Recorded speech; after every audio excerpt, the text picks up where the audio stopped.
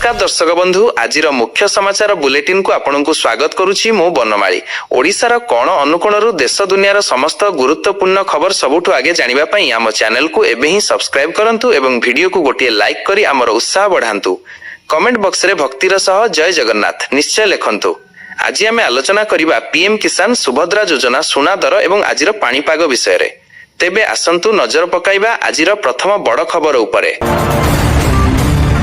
राज्य रे शिशु बाटिका पर्याय क्रमे मिसिब समस्त अंगनवाड़ी। खड़ीछुआ उत्सव रे मुख्यमंत्री मोहन माझी देले बड़ सूचना। एणिकी शिशु बाटिकारु प्राथमिक शिक्षा गोटे छात तले रहिबो। एथिसह प्राथमिक शिक्षा को दृढ़ करने को प्रति गाँव में मॉडल स्कूल हेबो। 5 एकर जगार निर्माण हेबो गोदावरीश मिश्र प्राथमिक स्कूल। यह 6 कोटी टंका व्यय अटकल रे निर्माण हेबो बोली मुख्यमंत्री कहिसंती। पुरी विमान बंदर पई खोलिला रास्ता। प्रस्तावित पुरी अंतर्जातीय विमान बंदर पई मिलिछि केंद्र सरकारक स्टेज 1 अनुमोदन। बहु प्रतीक्षित और बहुचर्चित पुरी अंतर्जातीय श्रीजगन्नाथ विमान बंदर पई मिलिछि जंगल और जमी अनुमति। केंद्र परिवेश जंगल और जलवायु परिवर्तन मंत्रालय पक्षरु एनै सूचना दिया जाइछि। एही अनुमति सह किछि शर्त भी रखा जाइछि। जंगल जमी डाइवर्सन परे समान परिमाणर जमी रे कंपेनसेटरी अफरेस्टेशन करबाकू पड़िबो। विभिन्न परिवेशगत एवं वन्य जंतु संरक्षण शर्त पालन करबाकू हेबो। एही विमान बंदर पई पुरी जंगल विभागर 27 हेक्टर जंगल जमी जोगाई दिया जिवो। मोट 1164 एकर जमी रे निर्माण हेबाकू थिबा एही ग्रीनफील्ड एयरपोर्ट प्रथम पर्याय रे वार्षिक 46 लाख यात्री यातायातर क्षमता रखिबो। ओडिया भाषा रे नाम फलक न रहिले हेबो एक्शन। नियम उल्लंघन कले गणिबे हजार हजार टंकार दंड। एनै दोकानी और व्यवसायी को सचेतन करबा पई ओडिया पक्ष पालन करा जाउछि। दोकान एवं वाणिज्य प्रतिष्ठानर नाम फलक ओडिया भाषा रे निर्भुल एवं स्पष्ट भावे लेखिबा एणिकी बाध्यतामूलक होईछि। जदि न लेखिबे तेबे आईनर धारा 35 अनुଯାयी दंडित हेबे। ओडिशा सरकारक श्रम और कर्मचारी राज्य बीमा विभाग द्वारा एहाकू कड़ाकड़ी भावे पालन करबाकू कुहा जाइछि। ओडिशा दोकान और वाणिज्यिक प्रतिष्ठान आईन अनुଯାयी एहा बाध्यतामूलक। जदि कौनसी दोकान एवं वाणिज्य प्रतिष्ठान ओडिया रे नाम फलक न लेखंती तेबे सेही प्रतिष्ठानर मालिकंकु प्रथम थर नियम उल्लंघन पई अति कम रे 5000 टंका रु 10000 टंका पर्यंत जरिमाना देबाकू पड़िबो। गछ काटिबा बेले उपरे पड़ीगला आउ एक गछ। 20 फुट उपरे गछ संधि रे चापी होई रहिले युवक 1 घंटा धरी झुली रहिला मृतदेह। एभली अभावनीय घटना घटिछि कप्तिपदा थाना कटुरिया गाँव। मृतक हेले कुंवर हासदा। से गाँव जनक घरे गछ उपरे चढ़ी डाल काटिबा बेले अन्य एक गछर डाल कुंवरंक उपरे पड़ी जाइथिला। 20 फुट उपरे झुली रहिथिले युवक। कप्तिपदा दमकल विभाग घटनास्थल रे पहुंची कुंवरंकु उद्धार करथिले। परे तांकु उदळा डाक्तरखाना रे भर्ती करा जाइथिला। डाक्तर तांकु मृत घोषणा करिसंती। एनै तदंत आरंभ करिछि Kaptipada police. Sea food truck रे लागिला निया। बालेश्वर जिला शेरगढ़ टोलगेट निकट रे निया लागिछि। ड्राइवर सुरक्षित भावे ओलाई पड़िथिबा जणा पड़िछि। तेबे बालेश्वर रु भुवनेश्वर अभिमुखे जाउथिला एही सी फूड ट्रक एही समय रे हठात हुतुहुतु होई जळिबाकू लागिथिला। फल रे जातीय राजपथ 16 नंबर रो 2 पार्श्व रे अटकी रहिछि गाड़ी। अन्यपटे निया लिभाइबाकू दमकल बाहिनी प्रयास जारी रखिछि। अग्निकांडर कारण स्पष्ट होई नाही। हाथी आक्रमण रे युवकंक मृत्यु। कटक जिला बड़म्बा थाना कुसापाल गाँव नरेश नायकंकर मृत्यु होईछि। तेबे स्थानीय नरेजानी निकट रे थिबा एक फार्म हाउस रे गतकाली रात्रि रे हाथी पसिथिला। हाथी घौड़ाइबाकू जाइथिबा बेले आक्रमणर शिकार होइथिले नरेश। वन विभागर नाइट पेट्रोलिंग रे अवहेला जोगु धन जीवन क्षयक्षति हेउथिबा अभियोग होईछि। सेपटे गाँ रास्ता रे आलोकीकरण व्यवस्था नथिबारु मृतकंक परिवार बड़म्बा थाना और बड़म्बा वन विभाग कार्यालय रे पहुंची अभियोग करिसंती। अभियोग आधार रे उभय पुलिस और वन कर्मचारी घटनार तदंत आरंभ करिसंती। अन्यपटे मृतकंक परिवार को सरकारी आर्थिक सहायता जोगाई दिया जिवो बोली स्थानीय विधायक कहिसंती। फाटिला गैस टांकी लागिला निया। जली पोड़ी नष्ट हैला घरर समस्त आसबाब पत्र। बालेश्वर जिला खैरा ब्लॉक सारडांग ग्रामर मनोरंजन पंडांक पत्नी रोषेई करुथिबा बेले गैस सिलिंडर फाटी अग्निकांड घटिथिला। फल 3 बखरा घर समेत बाइक साइकेल एवं लक्षाधिक टंकार संपत्ति नष्ट हो जाइछि। तेबे अडा दमकल बाहिनी घटनास्थल रे पहुंची 1 घंटारू अधिक समय लागि नियां को आयत्त करिसंती। एही अग्निकांड रे मनोरंजन पंडा चंद्रशेखर पंडा और पुओ विस्मित शेखर आहत होइछंती। सेमानंकु सिमुलिया और खैरा मेडिकल रे चिकित्सा करा जाउछि। बाइक को धक्का देला ट्रैक्टर। ଦୁଇ ଜଣଙ୍କ ମୃତ୍ୟୁ ହୋଇଥିବା ବେଳେ 3 ଗୁରୁତର। ଭଦ୍ରକ ଧାମନଗର ଭଣ୍ଡାରୀପଦୀ ଛକ ମୁଖ୍ୟ ରାସ୍ତାରେ ଘଟିଛି ଏ ଦୁର୍ଘଟଣା। ଗୁରୁତରଙ୍କୁ କଟକ ସ୍ଥାନାନ୍ତର କରାଯାଇଛି। ଦୁର୍ଘଟଣାରେ 3 ଗୁରୁତର ଆହତ ହୋଇ ପ୍ରଥମେ ଧାମନଗର ମେଡିକାଲ ପରେ ଅବସ୍ଥା ସଂକଟାପନ୍ନ ହେବାରୁ କଟକ ବଡ଼ ମେଡିକାଲକୁ ସ୍ଥାନାନ୍ତର କରାଯାଇଛି।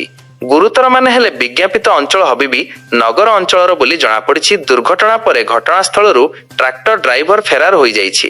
ଗୋଟିଏ ମୋଟରସାଇକେଲ ଯୋଗେ 3 ଜଣ ଭଦ୍ରକରୁ ଫେରୁଥିବା ବେଳେ ଏହି ଦୁର୍ଘଟଣା ଘଟିଥିଲା। ପିଲାଙ୍କ ହାତ ଧରି ପାଠ ପଢ଼େଇଲେ ମୁଖ୍ୟମନ୍ତ୍ରୀ। ବ୍ରହ୍ମା ବିଷ୍ଣୁ ମହେଶ୍ୱର କରି ଖଡ଼ି ଛୁଆଇଲେ। ପିଲାଙ୍କ ସହ କଥାବାର୍ତ୍ତା କରି ପାଠ ପଢ଼ିବା, ବଡ଼ ମଣିଷ ହେବା, ଗୁରୁଜନଙ୍କୁ ସମ୍ମାନ କରିବା ଭଳି ବାର୍ତ୍ତା ଦେଲେ ମୁଖ୍ୟମନ୍ତ୍ରୀ। ପିଲା କିଭଳି ସ୍କୁଲରେ ପାଠ ଶିଖିବେ ସେ ବାର୍ତ୍ତା ଦେଇଥିଲେ। ଯେଉଁମାନେ ଆଜି ପ୍ରଥମ କରି ବିଦ୍ୟାରମ୍ଭ କରିଛନ୍ତି ତାଙ୍କ ପାଇଁ ଆଜି ଦିନଟି ଗୁରୁତ୍ୱପୂର୍ଣ୍ଣ। ପିଲାଙ୍କ ନାମ ଲେଖାକୁ ରେକର୍ଡ କରିବା ଲାଗି 5 ଲକ୍ଷ ନିମନ୍ତ୍ରଣ ପତ୍ର ବଣ୍ଟା ଯାଇଥିଲା। 100% ନାମ ଲେଖା ଗୁରୁତ୍ୱପୂର୍ଣ୍ଣ। ଏହି ବିଦ୍ୟାରମ୍ଭ ପର୍ବ ପ୍ରତି ଗାଁ ବସ୍ତିରେ ଉତ୍ସବ ଭାବେ ପାଳନ ହେଉ। ପ୍ରାଥମିକ ଶିକ୍ଷାକୁ ଦୃଢ଼ କରିବାକୁ ପ୍ରତି ଗାଁରେ ହେବ ମଡେଲ ସ୍କୁଲ। ଗୋଦାବରୀଶ ମିଶ୍ର ପ୍ରାଥମିକ ସ୍କୁଲ ନିର୍ମାଣ ହେବ 5 ଏକର ଜାଗାରେ। 6 କୋଟି ବ୍ୟୟ ଅଟକଳରେ ନିର୍ମାଣ ହେବ ସ୍କୁଲ। ଶିଶୁ ବାଟିକାରୁ ପ୍ରାଥମିକ ଶିକ୍ଷା ଗୋଟିଏ ଛାତ ତଳେ ରହିବ। ଆଜି କଳାହାଣ୍ଡି, କନ୍ଧମାଳ, ରାୟଗଡ଼ା, ମାଲକାନଗିରି ଓ କୋରାପୁଟ ଜିଲ୍ଲାରେ ବିଜୁଳି ଘଡ଼ଘଡ଼ି ସହ ହାଲୁକା ବର୍ଷା ସମ୍ଭାବନା ରହିଛି। ଏହା ସହ 30ରୁ 40 କିଲୋମିଟର ବେଗରେ ପବନ ବହିବାର ସମ୍ଭାବନା ଥିବାରୁ ୟେଲୋ ୱାର୍ଣ୍ଣିଂ ଜାରି କରିଛି ପାଣିପାଗ ବିଭାଗ। ଆସନ୍ତାକାଲି କାଳବୈଶାଖୀ ଧୀରେ ଧୀରେ ବଢ଼ିବ। ବିଭିନ୍ନ ସ୍ଥାନରେ ବିଜୁଳି ଘଡ଼ଘଡ଼ି ସହ ବର୍ଷା ହୋଇପାରେ। ଆସନ୍ତାକାଲି ମଧ୍ୟ ପବନର ବେଗ 30ରୁ 40 କିଲୋମିଟର ରହିପାରେ। 6 ତାରିଖ ଦିନ ବାଲେଶ୍ୱର, ଭଦ୍ରକ, ଯାଜପୁର, କେନ୍ଦ୍ରାପଡ଼ା, କଟକ, ଜଗତସିଂହପୁର, କେନ୍ଦୁଝର, ମୟୂରଭଞ୍ଜ, ଗଞ୍ଜାମ, ଗଜପତି ଜିଲ୍ଲାରେ ବିଜୁଳି ଘଡ଼ଘଡ଼ି ସହ ବର୍ଷା ହୋଇପାରେ। ପବନର ବେଗ 40ରୁ 50 କିଲୋମିଟର ପର୍ଯ୍ୟନ୍ତ ରହିପାରେ। ଆଜିଠୁ ରାଜ୍ୟରେ ଆରମ୍ଭ ହୋଇଛି ସକାଳୁଆ ସ୍କୁଲ। ସକାଳୁ ସକାଳୁ ପିଲାମାନେ ସ୍କୁଲ ଯାଉଥିବାର ଦେଖିବାକୁ ମିଳିଛି। ଗ୍ରୀଷ୍ମ ପ୍ରବାହକୁ ନଜରରେ ରଖି ରାଜ୍ୟ ସରକାରଙ୍କ ପକ୍ଷରୁ ଏହି ନିଷ୍ପତ୍ତି ନିଆଯାଇଛି। ଛାତ୍ରଛାତ୍ରୀଙ୍କ ସୁରକ୍ଷା ଓ ସ୍ୱାସ୍ଥ୍ୟକୁ ପ୍ରଥମ ଗୁରୁତ୍ୱ ଦେଇ ସ୍କୁଲ ସମୟରେ ପରିବର୍ତ୍ତନ କରାଯାଇଛି। ସରକାରଙ୍କ ନିର୍ଦ୍ଦେଶ ଅନୁସାରେ ସକାଳ 6:30ରୁ 10:30 ପର୍ଯ୍ୟନ୍ତ ପାଠପଢ଼ା ଚାଲିବ। ତାତିର ପ୍ରକୋପ ବୃଦ୍ଧି ପାଇବାରୁ ମଧ୍ୟାହ୍ନ ସମୟକୁ ଏଡ଼ାଇବା ପାଇଁ ଏହି ସକାଳୁଆ ସମୟ ଧାର୍ଯ୍ୟ କରାଯାଇଛି। ସମସ୍ତ ସରକାରୀ ଓ ବେସରକାରୀ ସ୍କୁଲକୁ ଆବଶ୍ୟକୀୟ ନିର୍ଦ୍ଦେଶ ଜାରି ହୋଇଛି। ଜନଗଣନାରେ ସାମିଲ ହେବାକୁ ମୁଖ୍ୟମନ୍ତ୍ରୀଙ୍କ ଅପିଲ। ରାଜ୍ୟରେ ଜନଗଣନା ନେଇ ସମୀକ୍ଷା ପରେ ରାଜ୍ୟବାସୀଙ୍କୁ ଅପିଲ କରିଛନ୍ତି ମୁଖ୍ୟମନ୍ତ୍ରୀ ମୋହନ ଚରଣ ମାଝୀ। ଓଡ଼ିଶାର 30ଟି ଜିଲ୍ଲାରେ ଜନଗଣନାର ପ୍ରଥମ ପର୍ଯ୍ୟାୟରେ ଗୃହଗଣନା ଏବଂ ଗୃହ ତାଲିକା ଏପ୍ରିଲ 16 ତାରିଖରୁ ଆରମ୍ଭ ହେବାକୁ ଯାଉଛି। ଏହି କାର୍ଯ୍ୟକ୍ରମରେ ମେ 15 ତାରିଖ ପର୍ଯ୍ୟନ୍ତ ତାଲିମପ୍ରାପ୍ତ ଗଣନାକାରୀ ଓ ସୁପରଭାଇଜରମାନେ ଘରକୁ ଘର ବୁଲି ତଥ୍ୟ ସଂଗ୍ରହ କରିବେ। ଏହା ପୂର୍ବରୁ ଅପ୍ରେଲ 1 ତାରିଖରୁ ଅପ୍ରେଲ 15 ତାରିଖ ପର୍ଯ୍ୟନ୍ତ ସ୍ୱଗଣନା କାର୍ଯ୍ୟକ୍ରମ ଜାରି ରହିଛି। ଏଥିରେ ସେଲ୍ଫ ଏନୁମେରେସନ ପୋର୍ଟାଲ ମାଧ୍ୟମରେ ଜନସାଧାରଣ ନିଜର ତଥ୍ୟ ନିଜେ ପ୍ରଦାନ କରୁଛନ୍ତି। ମୁଖ୍ୟମନ୍ତ୍ରୀ ମଧ୍ୟ ନିଜସ୍ୱ ଗଣନା କରିଛନ୍ତି। ଏପ୍ରିଲ 16 ତାରିଖରୁ ତାଲିମପ୍ରାପ୍ତ ଗଣନାକାରୀମାନେ ଘର ଘର ବୁଲି ତଥ୍ୟ ସଂଗ୍ରହ କରିବେ। ଏହି ତଥ୍ୟ ରାଜ୍ୟ ତଥା ଦେଶର ଯୋଜନା ପ୍ରଣୟନ ଓ କାର୍ଯ୍ୟାନ୍ୱୟନ ପାଇଁ ଅତ୍ୟନ୍ତ ଗୁରୁତ୍ୱପୂର୍ଣ୍ଣ। ତେଣୁ ଏହି ତଥ୍ୟ ପ୍ରଦାନ ନିମନ୍ତେ ସମସ୍ତେ ସହଯୋଗର ହାତ ବଢ଼ାଇ କାର୍ଯ୍ୟକ୍ରମକୁ ସଫଳ କରିବାକୁ ମୁଖ୍ୟମନ୍ତ୍ରୀ ଅନୁରୋଧ କରିଛନ୍ତି। ରାଜ୍ୟର ଅନେକ ସ୍ଥାନରେ ଏବେ ରନ୍ଧନ ଗ୍ୟାସକୁ ନେଇ ତୀବ୍ର ସଙ୍କଟ ଦେଖିବାକୁ ମିଳୁଛି। ଗୋଟିଏ ପଟେ ପଶ୍ଚିମ ଏସିଆରେ ଚାଲିଥିବା ଯୁଦ୍ଧ ପାଇଁ ଯୋଗାଣ ବାଧାପ୍ରାପ୍ତ ହୋଇଥିବା ବେଳେ ଅନ୍ୟପଟେ ସ୍ଥାନୀୟ ବଜାରରେ କଳାବଜାରୀ ଓ ଅଭାବୀ ବିକ୍ରି ସାଧାରଣ ଜନତାଙ୍କ ନିଦ ହଜାଇ ଦେଇଛି। ରାଜ୍ୟରେ ଗ୍ୟାସ ସିଲିଣ୍ଡର ସମସ୍ୟା ଥମିବାର ନାଁ ଧରୁନି। ବାଲେଶ୍ୱରରେ ଏଜେନ୍ସି ଆଗରେ ଲମ୍ବା ଲାଇନ। ପ୍ରବଳ ଖରା ଗରମରେ ଘଣ୍ଟା ଘଣ୍ଟା ଅପେକ୍ଷା କରିଛନ୍ତି ଗ୍ରାହକ। ସକାଳୁ ସକାଳୁ ଏଜେନ୍ସି ଖୋଲିବା ଆଗରୁ ସିଲିଣ୍ଡର ଧରି ପହଞ୍ଚି ଯାଉଛନ୍ତି ଲୋକ। ଖରା ଗରମରେ ବି ଭିଡ଼ କମୁନାହିଁ। ହେଲେ ଏଜେନ୍ସି ମାଲିକଙ୍କ କହିବା କଥା, ବର୍ଷ ବର୍ଷ ଧରି ସିଲିଣ୍ଡର ନେଉନଥିବା ଲୋକ ଏବେ ସିଲିଣ୍ଡର ପାଇଁ ଭିଡ଼ କରୁଛନ୍ତି। ସେପଟେ ସୁନ୍ଦରଗଡ଼ ସହରରେ ବି ସମାନ ଦୃଶ୍ୟ ଦେଖିବାକୁ ମିଳିଛି। ମାସ ମାସ ଧରି ଗ୍ୟାସ୍ ବୁକିଂ କଲା ପରେ ମଧ୍ୟ ଖାଉଟିଙ୍କୁ ମିଳିପାରୁନାହିଁ ଗ୍ୟାସ୍ ସିଲିଣ୍ଡର। ଶୁକ୍ରବାର ମଧ୍ୟ ଏଜେନ୍ସି ଆଗରେ ଗ୍ରାହକଙ୍କ ଧାଡ଼ି ଲାଗିଥିଲା, କିନ୍ତୁ ଏଜେନ୍ସି ବନ୍ଦ ଥିବାରୁ ଲୋକଙ୍କ ମଧ୍ୟରେ ତୀବ୍ର ଅସନ୍ତୋଷ ଦେଖିବାକୁ ମିଳିଥିଲା। ପୁରୀ ସମୁଦ୍ରରେ ଜଗିଛି ଯମ।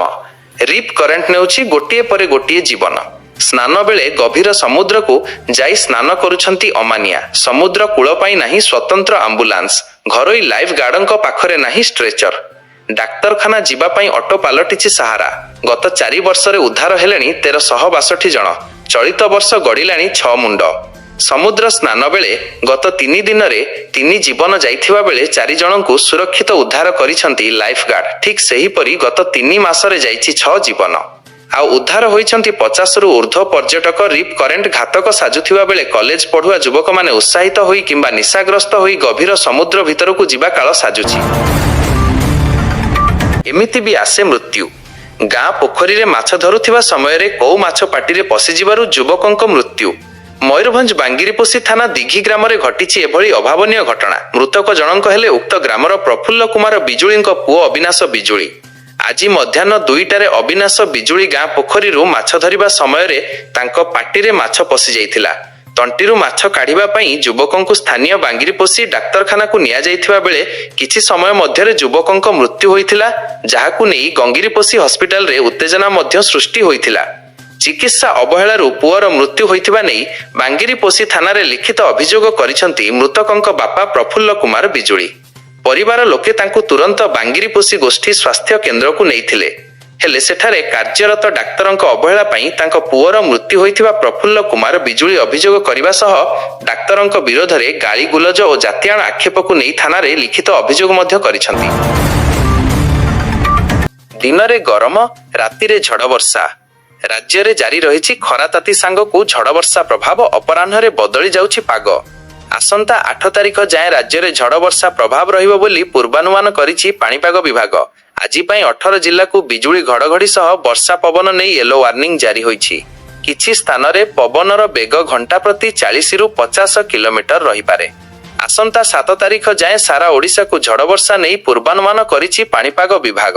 ସେପଟେ ଗତକାଲି ରାଜ୍ୟର 3 ସହରର ତାପମାତ୍ରା 40 ଡିଗ୍ରୀ ଉପରେ ରହିଥିବା ବେଳେ ତାଳଚେରରେ ରାଜ୍ୟର ସର୍ବୋଚ୍ଚ ତାପମାତ୍ରା 40 ଡିଗ୍ରୀ ରେକର୍ଡ ହୋଇଛି।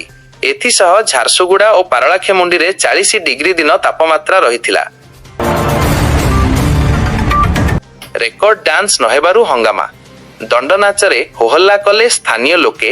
ବାଧ୍ୟ ହୋଇ କାର୍ଯ୍ୟକ୍ରମ ବନ୍ଦ କଲେ ଦଣ୍ଡନାଚ ଯାତ୍ରା ପାର୍ଟି। ଗତକାଲି ରାତିରେ ବ୍ରହ୍ମପୁର ହିଲପାଟଣା ଅଞ୍ଚଳରେ ଦଣ୍ଡନୃତ୍ୟ ଅନୁଷ୍ଠିତ ହୋଇଥିଲା। ସାମାଜିକ ନାଟକ ପରିବେଷଣ ହେଉଥିଲା। ତେବେ ଲୋକେ ରେକର୍ଡ ଡ୍ୟାନ୍ସ ପ୍ରଦର୍ଶନ କରିବାକୁ ଦାବି କରିଥିଲେ। ପ୍ରଶାସନ ପକ୍ଷରୁ କଟକଣା ଲଗାଯାଇଥିବାରୁ ଦଣ୍ଡନାଚରେ ରେକର୍ଡ ଡ୍ୟାନ୍ସ ହୋଇପାରିବନି ବୋଲି କୁହାଯାଇଥିଲା। ହେଲେ ଲୋକେ କିନ୍ତୁ ଶୁଣିବାକୁ ଅମଙ୍ଗ, ଯାହାକୁ ନେଇ ଦ୍ୱନ୍ଦ୍ୱରେ ପଡ଼ିଥିଲା ଦଣ୍ଡନାଚ ଦଳ। ଶେଷରେ ବାଧ୍ୟ ହୋଇ ସାମାଜିକ ନାଟକ ବନ୍ଦ କରିଥିଲେ କର୍ତ୍ତୃପକ୍ଷ। ସାମାଜିକ କାର୍ଯ୍ୟକ୍ରମରେ ଅଶ୍ଳୀଳ ନୃତ୍ୟ ପ୍ରଦର୍ଶନ ଉପରେ କଟକଣା ଜାରି କରିଛି ଜିଲ୍ଲା ପ୍ରଶାସନ। ଅବମାନନା କଲେ କଠୋର କାର୍ଯ୍ୟାନୁଷ୍ଠାନ ନିଆଯାଉଛି। କଟକ ଜିଲ୍ଲା ବଡମ୍ବାବାସୀଙ୍କ ପାଇଁ ବଡ଼ ଖବର। 2011ରୁ ବନ୍ଦ ପଡ଼ିଥିବା ବଡମ୍ବା ଚିନିକଳର ପୁନରୁଦ୍ଧାର ହେବ। ଚିନିକଳର ପୁନରୁଦ୍ଧାରର ସମସ୍ତ ଦାୟିତ୍ୱ ନେବେ ଇଣ୍ଡିଆ ପୋଟାସ ଲିମିଟେଡ୍। ଏନେଇ କମ୍ପାନୀ ପକ୍ଷରୁ ରାଜ୍ୟ ସରକାରଙ୍କ ଚୁକ୍ତିନାମା ସ୍ୱାକ୍ଷରିତ ହୋଇଥିବା ମୁଖ୍ୟ ଶାସନ ସଚିବ ଅନୁ ଚର୍ଗ କହିଛନ୍ତି। 352 କୋଟି ଟଙ୍କାର ବ୍ୟୟ ଅଟକଳରେ କମ୍ପାନୀ କାର୍ଯ୍ୟକ୍ଷମ ହେବ। ଏହି ପୁନରୁଦ୍ଧାର କାର୍ଯ୍ୟର 3500 TCD କ୍ଷମତା ବିଶିଷ୍ଟ ଏକ ସଲଫରଲେସ୍ ସୁଗାର ପ୍ଲାଣ୍ଟ ପ୍ରତିଷ୍ଠା ହେବ ବୋଲି ମୁଖ୍ୟ ଶାସନ ସଚିବ କହିଛନ୍ତି। ସେପଟେ ପୋଷଣ ଅଭିଯାନ ପାଇଁ ମହିଳାଙ୍କୁ ମିଳିବ ସ୍ମାର୍ଟଫୋନ। ଏହି ଅଭିଯାନରେ 79,033 ଫୋନ ସ୍ମାର୍ଟଫୋନ କିଣିବେ ରାଜ୍ୟ ସରକାର। ଏଥିପାଇଁ 93 କୋଟି ଟଙ୍କା ଖର୍ଚ୍ଚ ହେବ। ଅଙ୍ଗନବାଡି ଦିଦି, ଲେଡି ସୁପରଭାଇଜର ଏବଂ CDPOଙ୍କୁ ଏହି ସ୍ମାର୍ଟଫୋନ ଯୋଗାଇ ଦିଆଯିବ। ଏହାଦ୍ୱାରା ପୋଷଣ ଟ୍ରାକର ଆପ୍ ଜରିଆରେ ଅଙ୍ଗନବାଡି କର୍ମୀମାନେ ହିତାଧିକାରୀଙ୍କ ଦୈନନ୍ଦିନ ତଥ୍ୟ, ଓଜନ ଓ ଖାଦ୍ୟ ବଣ୍ଟନର ସମସ୍ତ ରିପୋର୍ଟ ତୁରନ୍ତ ଅପଲୋଡ କରିପାରିବେ। ଗତକାଲି ରାଜ୍ୟ କ୍ୟାବିନେଟ ବୈଠକରେ 13ଟି ବିଭାଗର 16 ପ୍ରସ୍ତାବକୁ ମଞ୍ଜୁରୀ ମିଳିଛି।